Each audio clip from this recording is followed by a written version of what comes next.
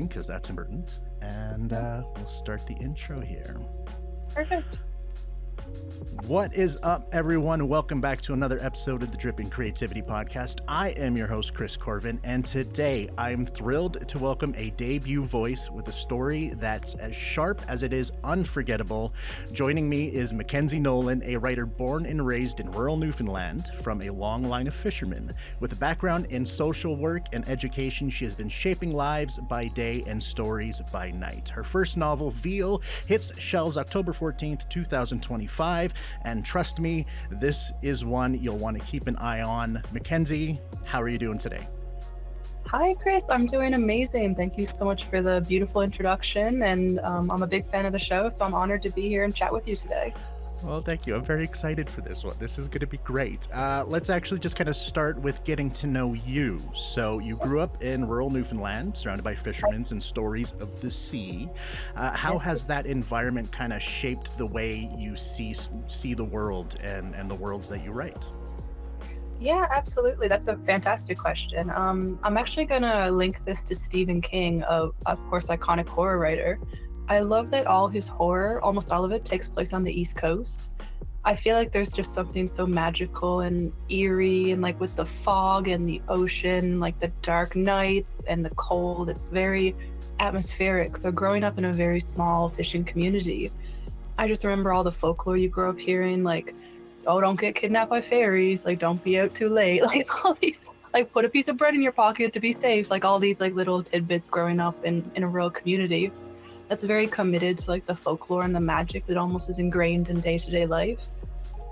And actually the first page of Veal I did write, like, I feel that very rural communities kind of are very accustomed to what maybe other people would call scary or eerie behavior and things. Kind of just like, oh, like the window is creaking and the house is shaking, like regular night, you know? Like I remember one time my partner stayed at my house out home in rural, and she was like, this is the most terrifying house I've ever been in. It's like shaking, the wind is going crazy, there's creaking noises. I'm like, just a regular day. That's, you know, I spent some time out in Pincher Creek, which is a very small area here in Alberta, and it's one of the windiest places in Canada. So yeah, creaking windows and everything, totally used to that. I get it. So when it kind of came to your entire kind of run from, you know, where you started to deciding to do this novel here, what was kind of like the turning point where you said, all right, I'm ready to put my work out there? Like, when did you decide to pull the trigger? So I started writing Veal summer 2023, and it was finished December 23rd, 2023. So I finished it. It was Christmas, like the next day. And after that crazy holiday week, I just kind of looked up like indie Canadian publishers who might kind of fit with the vision of like a feminist queer horror book. And I found my editor, Pia, like right away. And I just remember thinking, well, I'll send an email to her, and if it works out, it works out. If not, I'll just go wider. And she got back to me the first week of January and said, like, I'd love to meet with you and read more. But I think the thing that made me realize it was ready was I hit a wall with it of like, okay, I have the story on the page. If I want to go further, I think I need help. And so it kind of just like reached that point of who can help me get it to the place I want it to be. That's, you know what, and it's a step a lot of people don't even think about doing when they're doing it. Like, that's actually something I've probably one of the first times I've actually heard an author tell me that on this show. Usually it's just a whole lot of bashing your head around everything until you kind of fall into it. But, you know, taking that step is absolutely amazing. And obviously, you know, everyone loved it, and it's getting you where you're at. I mean, I know I loved it. It was fantastic. It's such a good book. Thank you I read so it. I got early copy like back in August or something like that, but absolutely, so good. But actually, so let's actually start off with talking about the title, Veal. It conjures images of vulnerability, consumption, and violence. How did you land on that word as kind of the heartbeat for this book? Excellent question. I actually remember back in, I think it was 2020, I discovered what veal was for the first time. I think I read a poem by Ocean Vuong, and I was like, wow, like what a metaphorically rich food item to trap this young animal in a box so it can't grow, so that the stress makes its meat more tender. So I kind of had it in my back pocket for a while. As if you're, you mentioned you write, I'm sure you kind of do that, where you have like a good idea or concept and you kind of just like noodle on it for a bit. And then I started writing the world of Frankie and just filling in the pieces around her. And I kind of had a working title that was just like Frankie Dolores and like the Monster Hunt or something. And then I had this line, scared meat tastes better. And I remember thinking that could be like a really great tagline, and the title could be Veal because it represents so much in the book. It represents the boxes our parents put us in, the boxes society puts us in, the boxes we put ourselves in. And also it aligns with the monster in the book, which is that it's attacking young women who will never have a chance to grow older. And the scared meat tastes better of this creature's preying on them to make them scared. It was just like there were so many pieces to it that all kind of aligned for me in a beautiful constellation of that's my title. It's fantastic, and even a lot of the lines like that one just really stand out. And I'm a sucker for a good like one-liner where it's just like it's like one of the things that I strive for is that perfect opening line. Like I think 90% of the writing is actually just me figuring out that first line, and going from there. So having those types of things, and it looks good on merch too. Just a nice something you put on something. But no, and the title absolutely fits perfectly there. So the protagonist is caught between queerness, trauma, and small town pressures.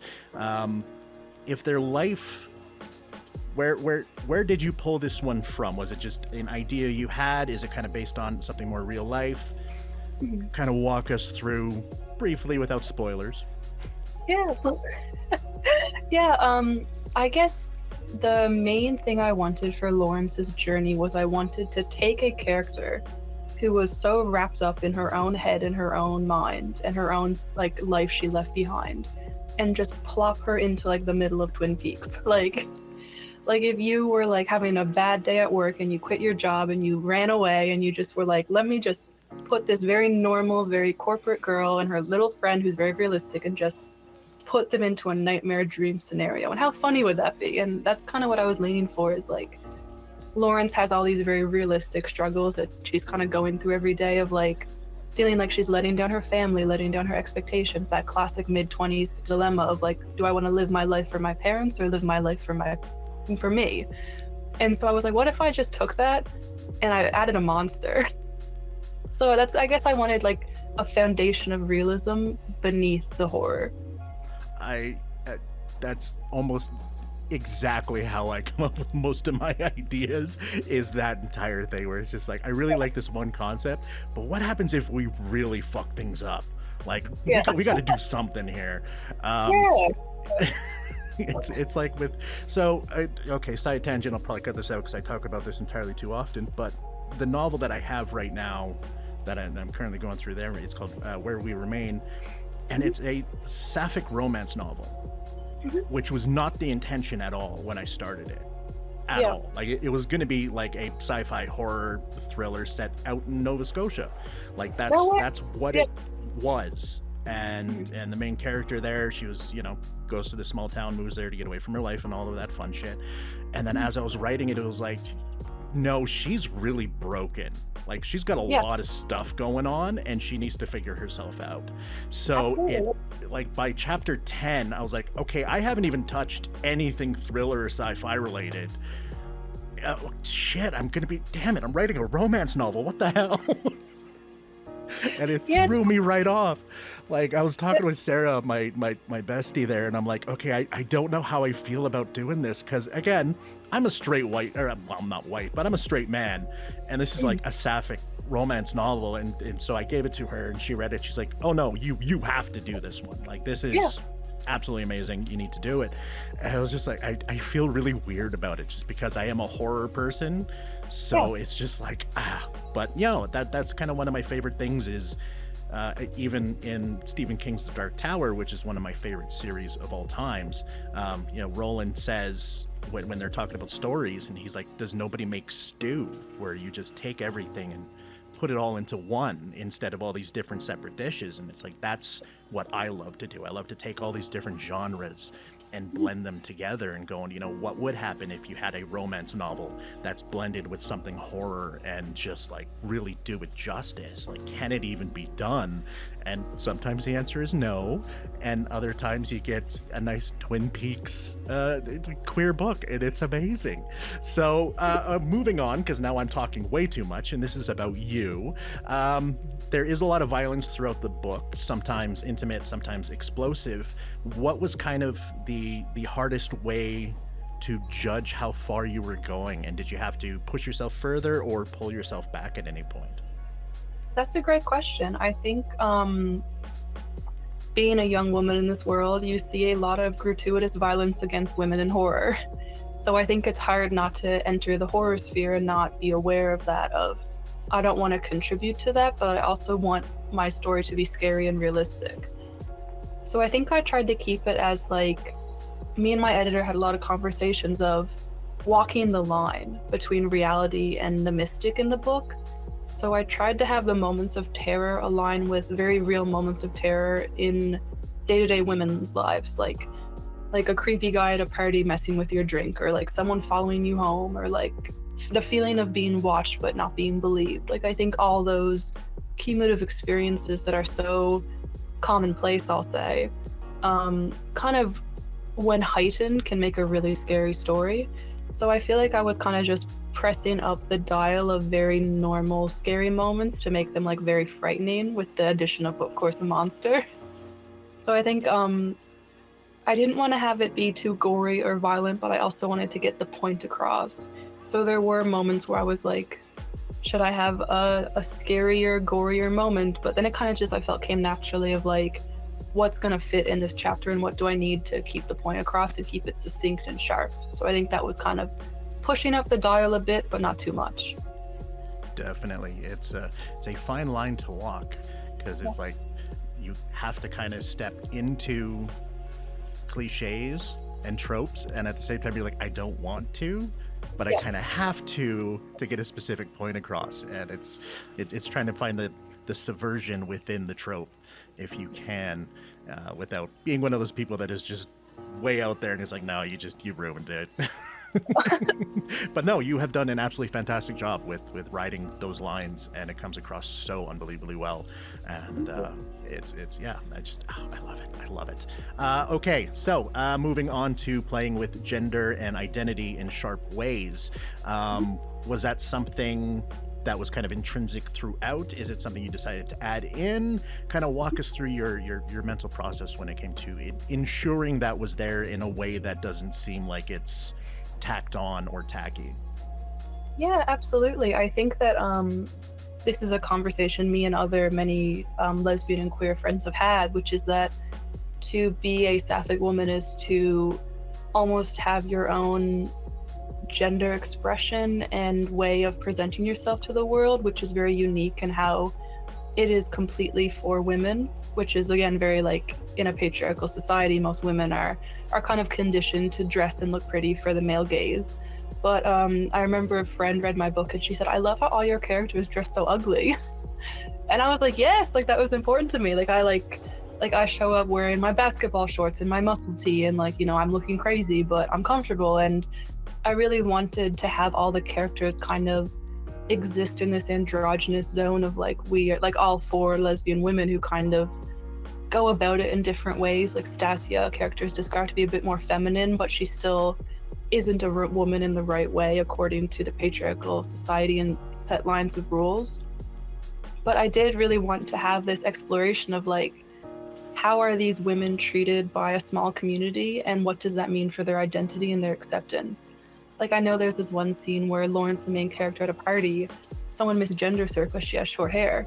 And when I had a pixie cut, it happened to me all the time. People would kind of assume like, are you a man? Are you non-binary? Like, what are you? But I was like, well, you know, like you can just ask, or, you know, it's just an interesting conversation of when you're not presenting as a woman in the right way, how do people respond to you, and how does that further your internal conflict and your need for acceptance? And then how does that fit into a story where a monster is preying on women? So there's a lot of pieces that I was always juggling, I feel. Was there any point where you were worried you were going too far in one direction or the other? I don't think so, no. I think that it was always kind of not a secondary element, but almost like a foundation of the text, in that the fact that all these four women are lesbians and kind of that shapes their identity in a way. I think gender kind of plays into that in a very natural way of how they identify as women and how they present themselves as women, and how they're being told or being shown you're not presenting yourself as a woman in the right way. And I guess just like exploring that, even from just a cisgender perspective of what does it mean to not be a woman the right way, and how do people treat me because of that? Oh, this is so good. So that's one of my favorite parts of talking with really good queer authors is there's this distinction between those writers that you read that always seem like they are purposefully trying to force everything down your throat, and those who just realize how natural and not a big deal it is. Yeah, And absolutely. that type of flip dynamic, like that's the side that I love, because again, like even with my stuff there, it's never actually a topic in my story. It's just, this is her girlfriend, they are over there. Like, I don't make a show of it because I don't think it needs to be a dramatic thing. I understand the conversations that need to happen and how important it is to do all those things, but I think just normalizing it in a way where it's just a thing that's part of the story is so important to just expressing absolutely all of it. And I love it. It makes me so happy. And I really do feel that queer books are so oversaturated with coming out stories and like coming out conversations, and that's something you're doing your entire life, like every single day you're coming out. But I've never read a book where just four lesbian women sit down and say, hey, we're not women in the right way. Let's talk about the different ways why. So that was really important to me writing this book, of like recording the conversations me and other women have had, even straight women or like asexual women or bisexual women, of like, how are we being told and shown that we're not the right kind of woman, and what is the right kind of woman? And is it just a woman who is building her life around male approval? And what does that even look like? So I think just unpacking that from, again, a lesbian perspective where there's no male influence at all, it was very cathartic to write, and it was very interesting to kind of speak on and dissect and get into. It was really fun. That's amazing. So, okay, this is actually going to kind of roll into a couple different questions here. We're going to start with, are you a plotter or a pantser? Nice and simple. Or a combination of both. I'm technically a combination of both, so. Okay, could you explain what those mean? So, a plotter is a person that has the entire plot written down ahead of time. They're all scheduled and all that. And a pants is somebody who flies by the seat of their pants as they're writing. I love that. I've never heard that before. I am both, depending on the project. For Veal, it came out of me very quick. It was like 6 months, bam, done. I have written books for years and picked away at them and edited them and picked apart every piece of the plot. I'd say I'm more of a pantser in that, like, I'm opening the Google Doc and I'm typing and I see where I go. Like, I remember I was talking to a friend and I said, like, I loved writing for Lawrence. And she said, that's so interesting you frame it as writing for Lawrence, not writing Lawrence. But I do see it as, like, the book is kind of driving me in a direction and I'm kind of typing as I go. You are the funnel in which the universe gets spoken through. Yeah. I get it.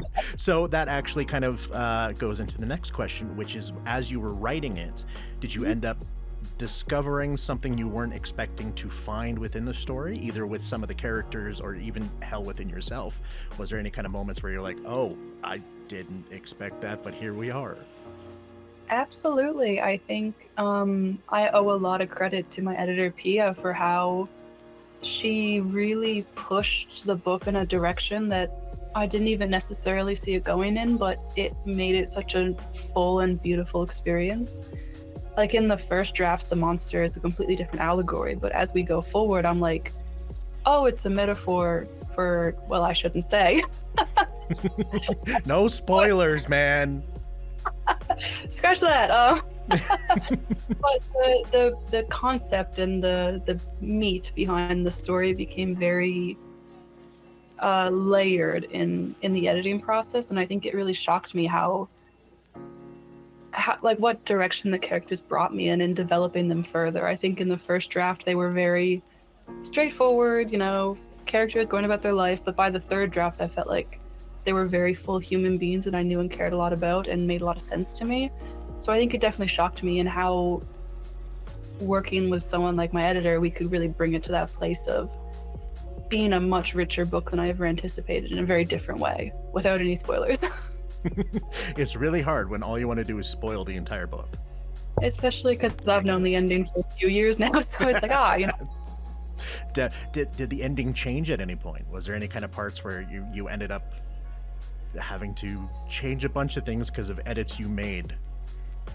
Yes and no. The last chapter and the last last chapter and the epilogue, if you know what I'm talking about, stayed the same throughout the entire book. But the motivations behind it shifted a lot.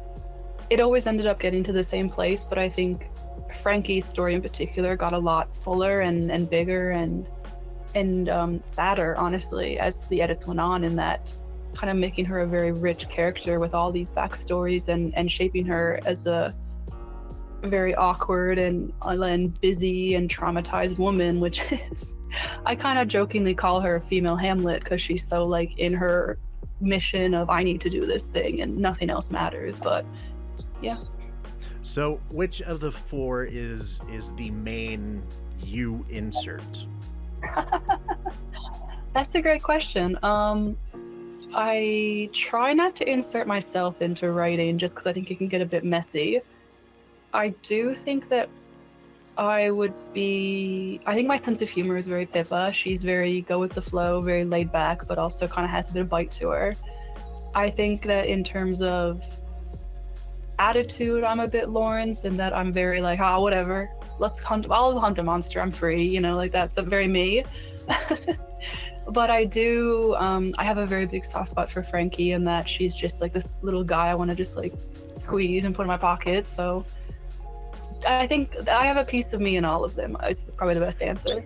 That's why I phrased it like which one is more like, because the characters are always all you in some way, shape, or form, but there's always that favorite. There's always the that's my person right there. Yeah, Frankie's my favorite. I think she's great. Hello, Jazz.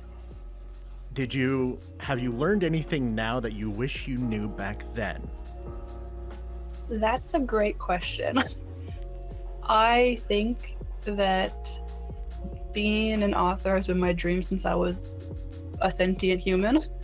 In my baby book, my mom wrote, "You write really creative stories, like you love to tell stories." So it's something that's definitely a part of me. I think that there's one thing that is kind of, not that I wish I knew, but that's been interesting to learn, is that achieving a dream is a very complicated and nuanced experience. I think like you picture it in your head your entire life of it going this very specific way, and then when it happens you're like, oh my goodness, like I want to throw up. So I think there's no way to really prepare yourself for that or know it ahead of time, but it is interesting just to kind of look back and be like, you know, like this thing you've been wanting and working towards for your entire life will happen, but it will happen in a way that is very interesting and new and hard to prepare yourself for. So I think that's probably the main one. Is there any part of you that had that imposter syndrome of fear of failure or fear of success when it came to this? Or are you one of the lucky ones that doesn't deal with that at all, in which case I hate you? I think I'm hitting both like a metronome. I'm hitting fear of success, I'm hitting fear of failure. It's all in the day's work, Chris. It's all in the day's work. I think I don't know if failure. I've met one or two that have like none of that. It doesn't faze them. They're just like, no, I've never thought that. I'm just like, I don't know how to talk to you. I don't know how to relate to you in any way. You scare me. I gotta go. I think the main thing I'm trying to do is calm down. Number one is calm down. I think number two is also just like take a step back. Like I think I've written the book, I've put the book out there. That's all I can do. I think if like you're someone who kind of like is very picky with manuscripts, or like even just control of like, I want the story to be exactly how it is and it's perfect, stepping back and being like, okay, I've pushed it as far as I possibly humanly could have. I need to be okay with where it is now. I think that the books I write will always feel a little bit unfinished to me, just because like at my core, I'm an editor. I love to pick apart what I write. So like I could be reading Veal and be like, should have changed that sentence structure, or should have cut that line, and I'm like, no, I can't anymore. So I think yeah. Well, and honestly, I think that is probably the best way to do it, is train yourself to just let it go. It is no longer in your hands, and deal with the fact that there will always be some shit you wish you changed. Yeah. And will haunt you. And no matter how many people say it's amazing and it doesn't need to be any change, you can be, well, no, I could have made it better. I could have. And my partner's always, he's like, it's perfect. And I'm like, no, it's not, that one line. And she's I mean, to be fair, even going back to Stephen King there with The Gunslinger, he changed a whole bunch of that and re-released the entire book like 25 years later to match the rest of the story. And I'm gonna do that one day. Exactly. It's like real. If that dude is like, I didn't like that work, I wasn't happy, so I made it better. Yeah, I get that. Let's do it. Like, whatever. Yeah. We could republish, new cover too. Awesome. Especially like at his level of control in the industry. Like I feel like as a debut author, you're on timelines and you're kind of like, okay, get this edited by this time. But I feel like with Stephen King, it's like, I'll just submit it when I'm ready to submit it. So it's like, you can be a bit pickier. When it came to actually writing it, did you weave in any hidden references or personal lore Easter eggs that readers probably won't even notice, but they're there for you? Excellent question. Let me think on that. I think that I love the things I love so much that they always end up reflected in my writing. So I think like if you're a fan of Jaws, you might see there's a bit of Jaws in Veal. Like if you're a fan of Jurassic Park, there's a little bit of Jurassic Park in Veal. Like even with like novels, like I love Frankenstein, so obviously there's a lot of Frankenstein in Veal. I love Twin Peaks, I love David Lynch. That's a foundation of Veal, of, you know, a surrealist small town with something crazy going on. I think in terms of myself, I love cheese strings, and Lawrence and Frankie eat a cheese string in one chapter. So that was kind of a little nod to me. And then any drink that I really love drinking, I always end up putting in my book. So I was in a really big matcha phase when I wrote Veal, so they're always drinking matcha. So I think little things like that is like a little time capsule for me. That's awesome. I was like, that's actually way more than I was expecting. That's great. There's a lot. You know what? But you got to get your fun where you can. You know, writing is a stressful thing. I don't care what anyone says. It's fun for the first 20% when you're doing the first draft and it's all done. You're like, wow, this is great. And then it's just work. Yeah. So what would be the 5 words you would say best describe Veal? Ooh, okay. Lesbian. Perfect. Tension.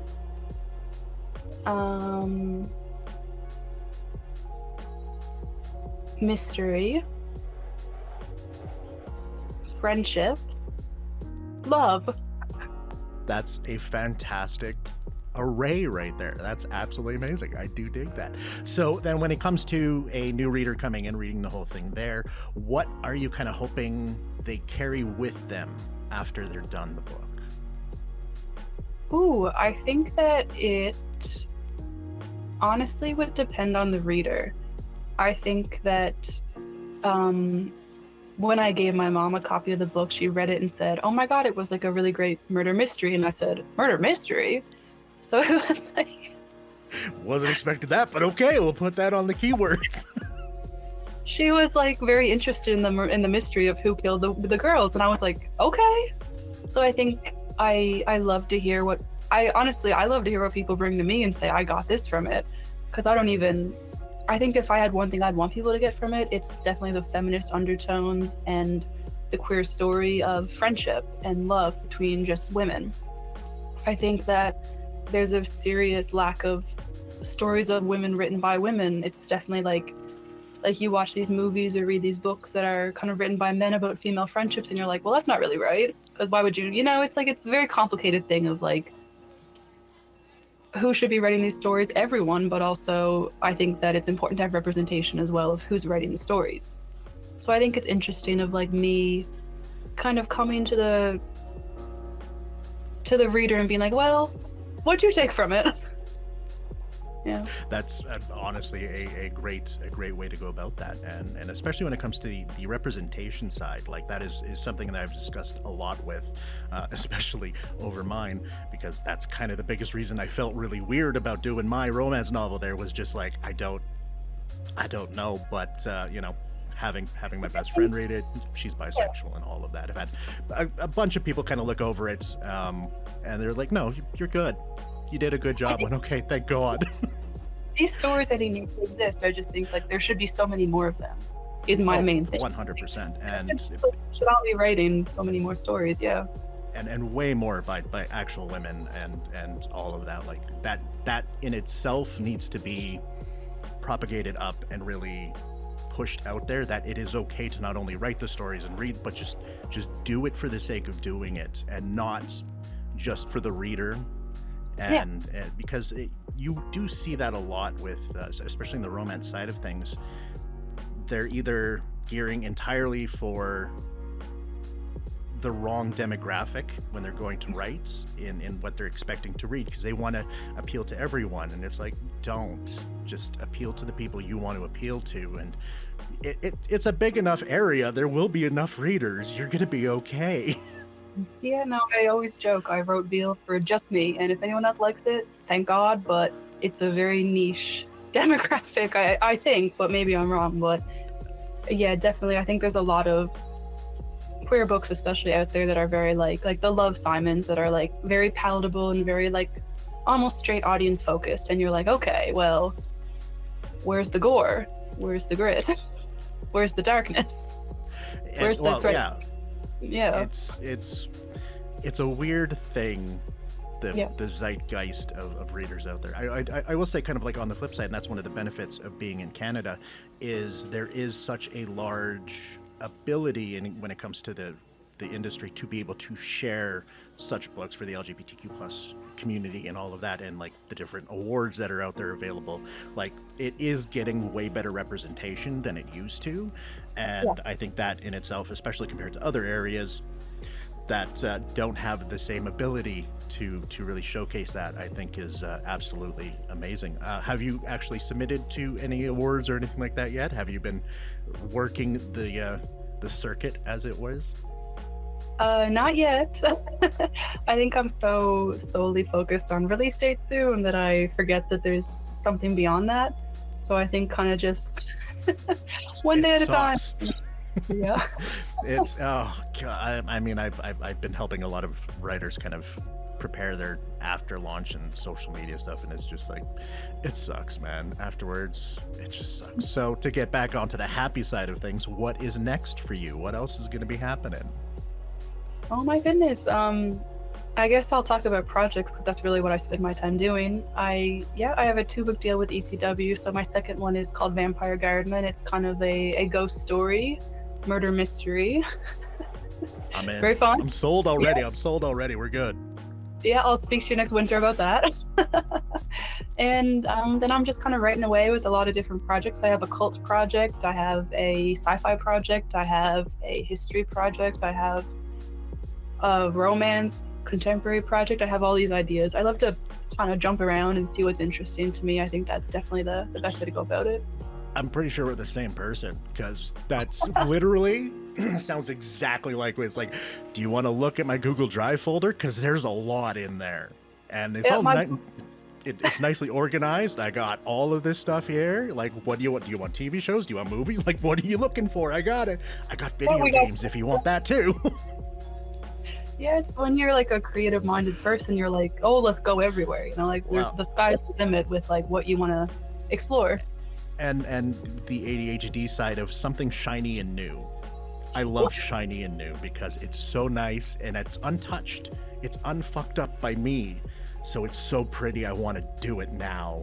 And then I get my hands on it and I'm like, okay, I'm done with it now. Next thing. See, I have the obsessive side of I will pick at this until it's perfect. So I'm kind of the other side in that regard, but we are very similar and everything's going on. Everything's on the go. I call it the cursed 95%, where I will get all the way up to that final little bit.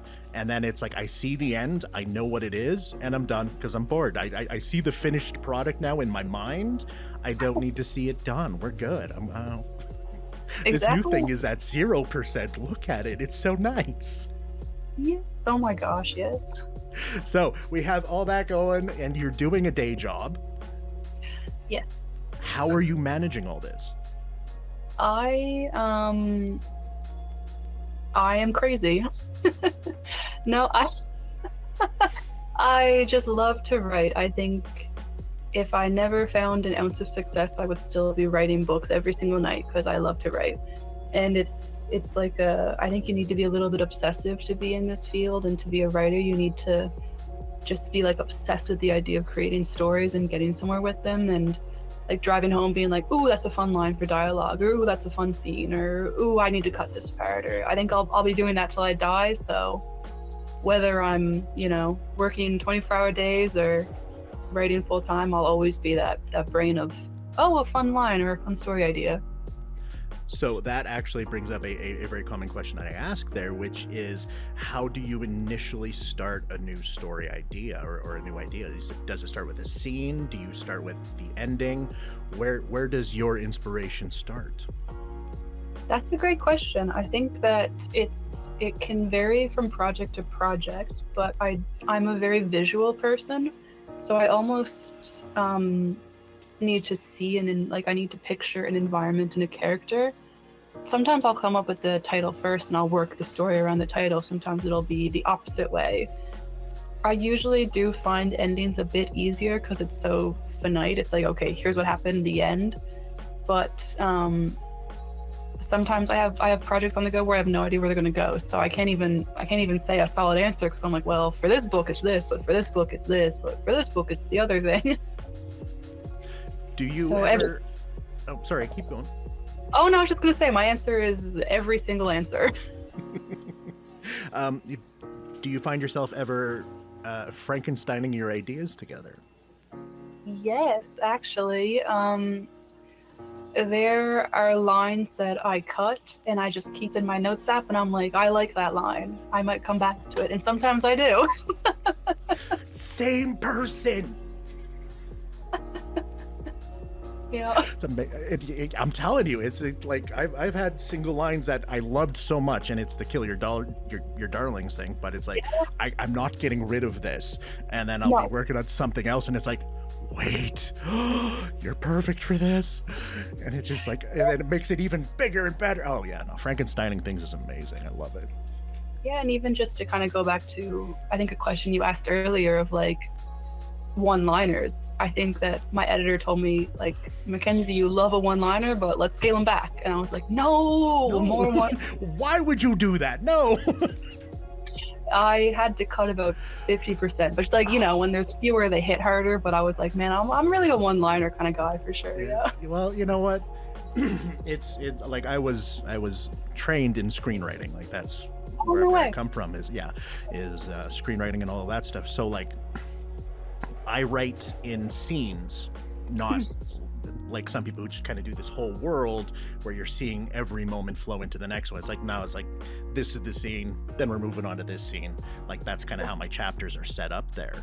And it's one-liners are important. Like, how are you going to end a scene? You got to have a good line to start a scene and to end a scene. Like, these are important things. Gotta sandwich it. That's like Jurassic Park. I found the writer as a screenplay writer, so it's the chapters are like bam, bam, bam, and I'm like, wow, how engaging, how quick. It's almost overwhelming to like, now you're here, now there's a velociraptor, now there's a T-Rex. It's like, where are we? But I love it. And it's a weird thing because like I write visual when I'm writing. It's like I write as I see it in my head. I'm in each one of the characters at every single moment, bouncing through, and I'm seeing it, so I'm doing all of that. And then I have other people that I've talked to that are like, oh no, I'm just kind of writing. Like, but Yeah. what do you see? Like, are you not visualizing? Like, I'm literally seeing the camera angles as I'm typing out the story, and it's like, no, I don't do that. It's like, I don't get that brain mentality. Like, I don't. It's weird. That's why I love talking to different writers, because all of us have like different ways of doing it, and even the ones that are like, you know, university trained, that have, you know, have doctorates and all of this stuff. And even there, like, there is no one way to write. It's just how you write, and then learning as much as you can about writing to make your writing better. It's taking what is out there, what can you use, and then using it. And is just, I love it. Writers are awesome. Writing is beautiful. Like, I think writing and reading are my two biggest passions in life. So when they get to combine, I get very excited. I'm like, very awesome. Absolutely amazing. All right, so to wrap this up here, I need you to give us a small little pitch on why we should buy the book. Oh my goodness. Right on the spot at the very end. Didn't prep you for that one at all. No, right on the spot, Chris. Right on the spot. Okay. That's how I do, you know. Yes, absolutely. Fair enough. I think that for people who might be interested in Veal, it is a horror story that thinks it's a rom-com. So I think that there's a lot of fun that can be had in that kind of world. I think that the main character thinks she's in a rom-com and her love interest is in a horror story. So I think just kind of imagining that environment of like like if you dropped like When Harry Met Sally into Scream, it's like, oh, this doesn't make any sense, but it's kind of fun. Not only was that amazing, but you just dropped another killer one-liner right in there. Like, literally, I'm pretty sure it's going to be like the title for the episode right there. That was so good. Oh. Thank you. I speak in one-liners. I feel that so hard. All right, where can people find you and your book? Oh my goodness. So my book can be found in major retailers, I guess Chapters, Indigo, if you're in Canada, Kohl's, Amazon. It's in Barnes & Nobles in America. It's, I'm told, across the world. Maybe. See if you can find it. Veal. My name is Mackenzie Nolan. You can find me at MAQNZ on Twitter, Mackenzie. And I'm on Goodreads as well, Mackenzie. I'm reading Don Quixote right now if you guys want to see my journey with that. It'll take me about 5 years, so buckle up. Absolutely amazing, Mackenzie. Thank you so much for joining me today. This has been an absolute blast. Don't hang up just yet. After I wrap up, we'll chat for another minute here. But Veal comes out October 14th, 2025. Make sure to grab your copy and support a bold new voice in fiction. You are going to absolutely love this book. If you don't get it, I will be very mad at you. I will. It's just a thing. I mean, support Canadians, support LGBTQ+, and support awesome people that I like. That's really all I ask. It's not much. My name is Chris Corvan. You can find me everywhere at Chris of the Void. This has been the Dripping Creativity Podcast, part of the Creative Catalyst Cafe community and the House of Void Productions. Until next time, stay creative, stay inspired, and I'll see you soon.